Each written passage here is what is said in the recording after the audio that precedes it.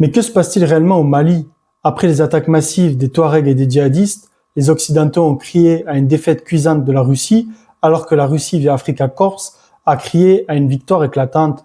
Dans cette vidéo, on analyse les narratifs russes et occidentaux avec des sources brutes, et on va voir que la version occidentale est loin d'avoir la vérité. Ça commence tout de suite.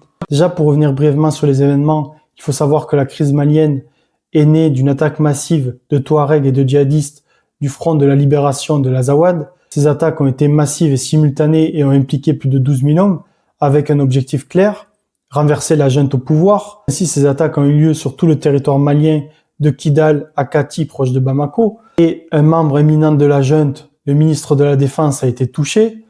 Or, cette junte est soutenue par la Russie via Africa Corps, qui est un descendant de Wagner, donc ce groupe de mercenaires avec des membres qui proviennent du ministère de la Défense russe. Et le modèle est simple pour Wagner.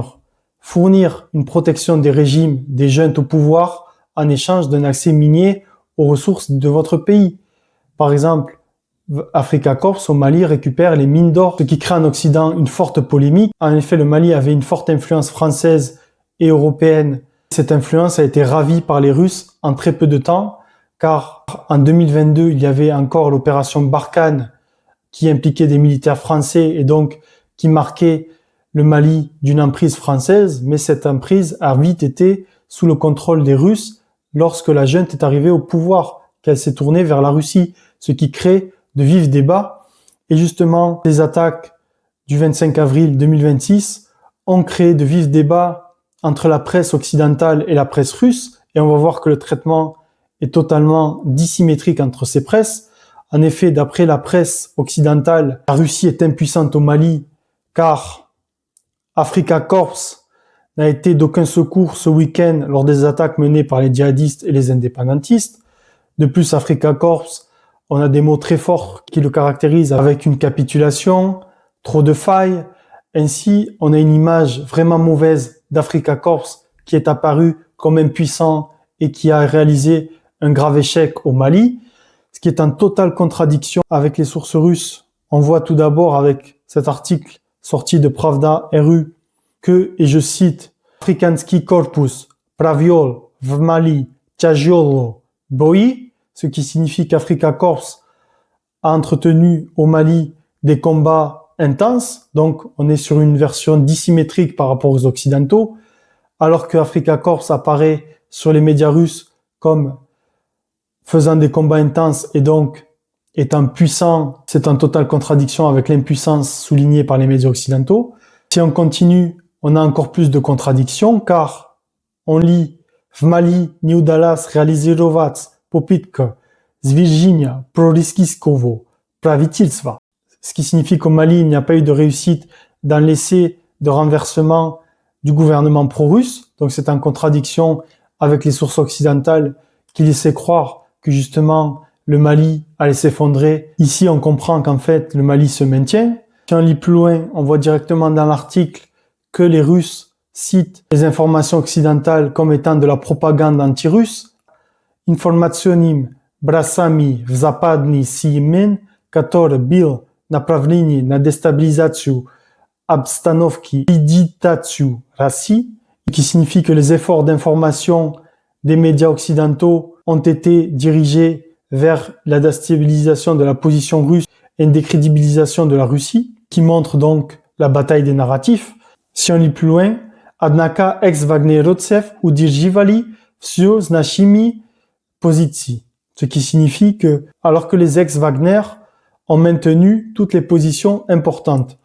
Ainsi, on a une contradiction avec les Occidentaux qui nous disent qu'il y a un gros recul d'Africa Corps, qu'ils n'ont réussi à rien, alors que là, les Russes nous disent en fait que Africa Corps a maintenu les positions.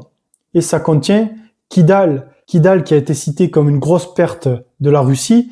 Or, d'après de nombreuses sources russes, Kidal fait l'objet de combats intenses en ce moment pour le contrôle justement de Kidal. Et ce qui a été intéressant également à citer à la fin, c'est Potiri Islamistskob Sostavil Uge Tesachi Chevoliek. Donc, il y a une perte de plus de 1000 personnes, de 1000 islamistes.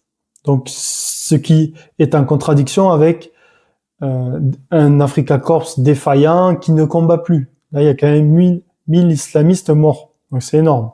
Et ce que je voulais revenir sur un élément sous-estimé par les Occidentaux, c'est en fait la participation de ces Occidentaux à ce conflit. En effet, d'après la source russe, Što v napadimi na goroda Kidal i Gajo, Uchastoval, Ukrainitskie i Evropski vojnie. Dans l'attaque sur la ville de Kidal et Gao, il y a eu la participation de soldats ukrainiens et européens. En effet, d'après de nombreuses sources russes, il faut voir si elles sont confirmées, mais des instructeurs auraient été envoyés au Mali pour justement former ces Touaregs et ces djihadistes. Donc ça, c'est vraiment à noter et c'est sous-estimé dans le discours occidental, on ne l'entend pas assez souvent. Tout ceci nous montre donc une bataille de l'information et une bataille pour la conquête du Mali qui est extrêmement stratégique pour les Occidentaux, notamment les Français et les Russes. Et enfin, je voudrais finir sur cette source russe. Predvaritili Siliski Tsenari Pilivorota v Mali, ce qui signifie la Fédération de Russie a prévenu d'un scénario à la syrienne avec la chute du régime malien. Ainsi, on comprend donc qu'en fait, Afrika Korps est le grand gagnant de cette révolte au Mali, car le régime, la junte au pouvoir, est toujours en place, et donc c'est une réussite d'Afrika Korps. Ainsi, les Européens ont exagéré en disant qu'Afrika Korps avait reculé, qu'il était incapable, qu'il avait capitulé. C'est totalement faux, d'après les sources russes. Ce qui est extrêmement intéressant, c'est la comparaison avec le scénario à la syrienne, car comme en Syrie, le Mali aurait pu avoir une chute rapide de sa junte au pouvoir et donc un allié extrêmement important pour Moscou, comme ce fut le cas en Syrie avec ces attaques massives des rebelles qui avaient fait chuter Bachar al-Assad très rapidement. Mais là, ça accrédite vraiment le modèle Afrika Korps. Justement, le régime s'est maintenu et donc c'est un gros point positif pour Afrika Korps, si on analyse, sans être pro-russe. Tout ceci nous montre donc qu'il y a une réelle bataille de l'information entre la Russie et l'Occident, et notamment la France, pour justement qualifier ce qui s'est passé au Mali.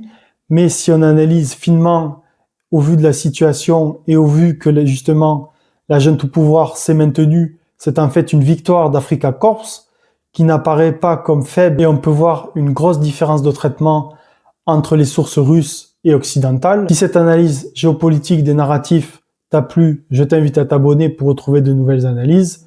Et n'hésite pas à aimer la vidéo, ça soutient beaucoup la chaîne.